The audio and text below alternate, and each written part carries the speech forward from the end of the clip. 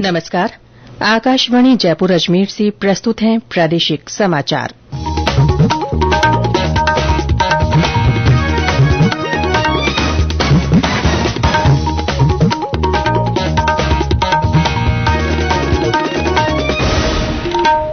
मुख्य समाचार। मुख्यमंत्री भजनलाल शर्मा ने पचपदरा रिफाइनरी के काम को दीपावली से पहले पूरा करने के निर्देश दिए। प्रधानमंत्री नरेंद्र मोदी ने कहा, सरकार राष्ट्र प्रथम के सिद्धांत को सर्वोपरि रखते हुए काम कर रही है। प्रदेश में ठंडी हवाएं चलने से सर्दी का असर बढ़ा। 1 मार्च से नए सिस्टम के असर से कई स्थानों पर बारिश और 1-2 जगह ओलावृष्टि की संभावना। और कोटा में साइंस सेंटर और डिजिटल प्लेनेटोरियम का शिलान्यास आज।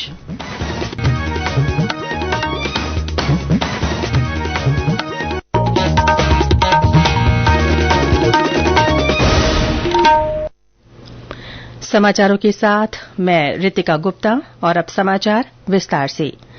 मुख्यमंत्री भजनलाल शर्मा ने अधिकारियों को पचपदरा रिफाइनरी के काम को दीपावली से पहले पूरा करने के निर्देश दिए हैं। उन्होंने रिफाइनरी में बनने वाले उत्पादों की बिक्री समयबद्ध रूप से सुनिश्चित करने के लिए एचपीसीएल को निवेशकों से लॉन्ग टर्म सप्लाई समझौते अभी से करने को कहा।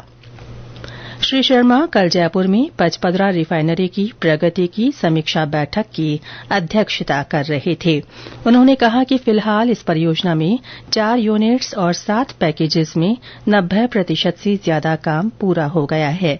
उन्होंने कहा कि इस परियोजना में पेट्रोल और डीजल के अलावा 35 पेट्रोकेमिकल और अन्य पदार्थों का उत्पादन होगा।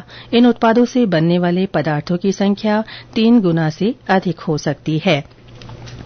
मुख्यमंत्री ने एचपीसीएल को इन उत्पादों की प्रभावी मार्केटिंग करने के लिए कार्य योजना बनाने के निर्देश दिए। इससे रिफाइनरी शुरू होने से पहले ही इस क्षेत्र में इंडस्ट्रीज स्थापित हो सकेगी। बैठक में मुख्य सचिव सुधांश पंत सहित कई वरिष्ठ अधिकारी मौजूद रहे।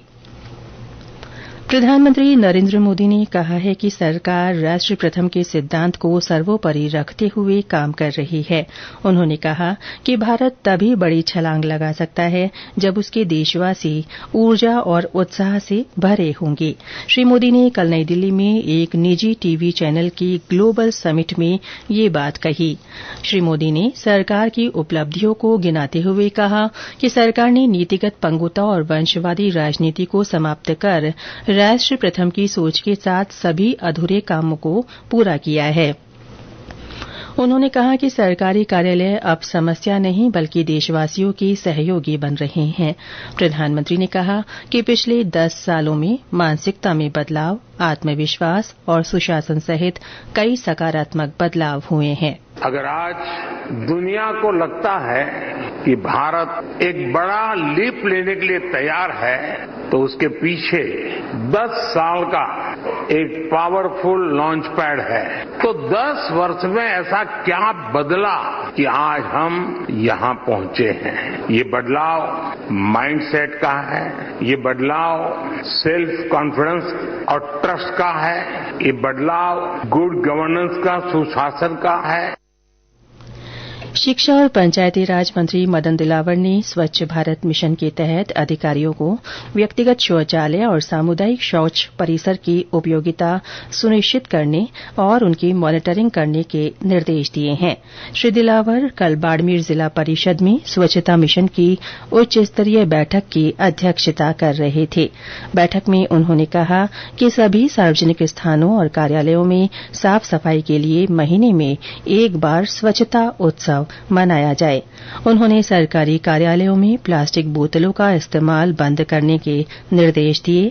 साथ ही ग्राम विकास अधिकारियों को कहा कि वे लोगों की आदतों में बदलाव लाने के लिए हर संभव प्रयास करें।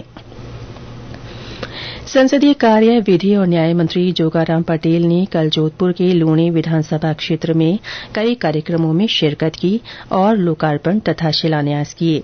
विधि और न्याय मंत्री ने राजकीय उच्च प्राथमिक विद्यालय सेवाला की ढाणी, सेवाला नगर ग्राम पंचायत शिकारपुरा में बने भवन का लोकार्पण किया। श्री पटेल ने कांकाणी में सरस्वती मंदिर और प्याऊ के शिलान्यास के अवसर पर समारोह को संबोधित किया और कहा कि राज्य सरकार विद्यार्थियों के लिए लिए अच्छी से अच्छी सुविधाओं को सुनिश्चित करने के हर संभव प्रयास कर रही है। श्री पटेल ने इस अवसर पर कहा कि शिक्षा और छात्रों के विकास को बढ़ावा देने के लिए राज्य सरकार प्रतिबद्ध है। ये समाचार आकाशवाणी जयपुर अजमेर से प्रसारित किए जा रहे हैं। प्रदेश में मौसम में उतार चढ़ाव लगातार बना हुआ है। दिन में ठंडी हवाओं से सर्दी का असर बढ़ गया है। करौली में सर्द हवाओं के चलते ठंड का असर बना हुआ है।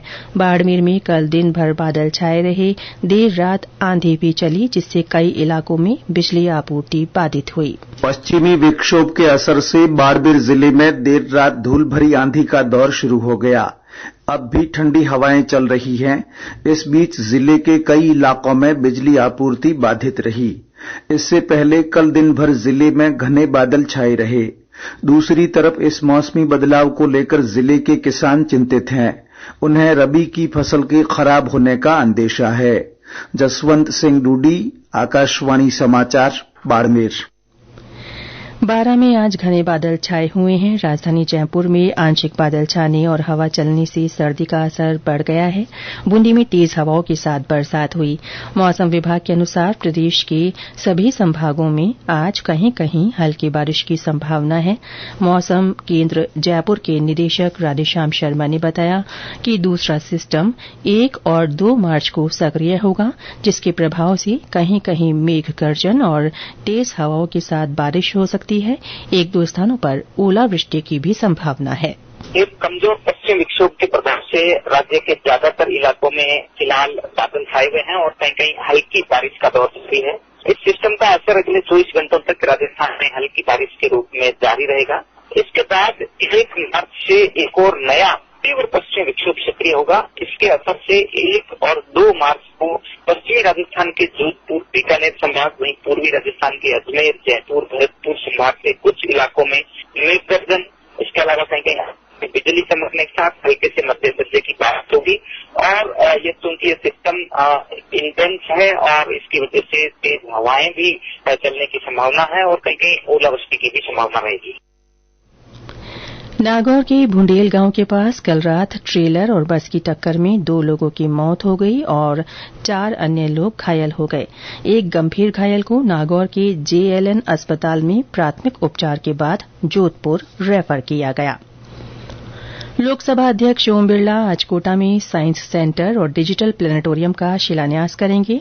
समारोह में विज्ञान और प्रौद्योगिकी मंत्री संजय शर्मा भी मौजूद रहेंगे। हमारे संवाददाता ने बताया कि ये डिजिटल प्लेनेटोरियम भारत का सबसे आधुनिक टेक्नोलॉजी वाला प्लेनेटोरियम होगा। इसका निर्माण 35 करोड़ की लागत से कोटा के सिटी पार्क स्थित एम्फी थिएटर में किया जाएगा। कोटा में बन रहा प्लेनेटोरियम भारत का सबसे आधुनिक टेक्नोलॉजी वाला तारामंडल होगा। इसका निर्माण पूर्ण होने के बाद लोग विज्ञान को समझने के साथ ही अंतरिक्ष के रहस्य भी जान सकेंगे। कोटा में हर वर्ष 2 लाख विद्यार्थी इंजीनियरिंग और मेडिकल प्रवेश परीक्षा की तैयारी के लिए आते हैं। वहीं RTO समेत 4 विश्वविद्यालय भी बड़ी संख्या में विद्यार्थी हैं। इस तारामंडल में खेल खेल में मजेदार तरीके से विज्ञान के बारे में बताया जाएगा। यहाँ आकर्षक मॉडल्स और एक्सपेरिमेंट्स के जरिए पृथ्वी का विकास, ब्रह्मांड के रहस्य, मंगल व अन्य ग्रहों की खोज तथा अन्य गतिविधियों के बारे में जाना जा सकेगा। तारामंडल में क्विज, डिबेट, साइंस मेला, वैज्ञानिक सेमिनार, संगोष्ठी समेत विभिन्न गतिविधियां नियमित आयोजित होंगी। आशीष मेहता, आकाशवाणी समाचार, कोटा। सवाईमाधोपुर में आज जिला स्तरीय अहिंसा और कौमी एकता सम्मेलन का 1 दिवसीय कार्यक्रम आयोजित किया जाएगा। 100 दिवसीय कार्य योजना के अंतर्गत होने वाला ये कार्यक्रम राजीव गांधी क्षेत्रीय प्राकृतिक विज्ञान संग्रहालय के ऑडिटोरियम में आयोजित किया जाएगा। और अंत में मुख्य समाचार एक बार फिर। मुख्यमंत्री भजनलाल शर्मा ने पचपदरा रिफाइनरी के काम को दीपावली से पहले पूरा करने के निर्देश दिए हैं। प्रधानमंत्री नरेंद्र मोदी ने कहा है कि सरकार राष्ट्र प्रथम के सिद्धांत को सर्वोपरि रखते हुए काम कर रही है। प्रदेश में ठंडी हवाएं चलने से सर्दी का असर बढ़ गया है। 1 मार्च से नए सिस्टम के असर से कई स्थानों पर बारिश और 1-2 जगह ओलावृष्टि की संभावना है। और कोटा में साइंस सेंटर और डिजिटल प्लेनेटोरियम का शिलान्यास आज होगा। इसके साथ ही प्रादेशिक समाचार बुलेटिन समाप्त हुआ। नमस्कार।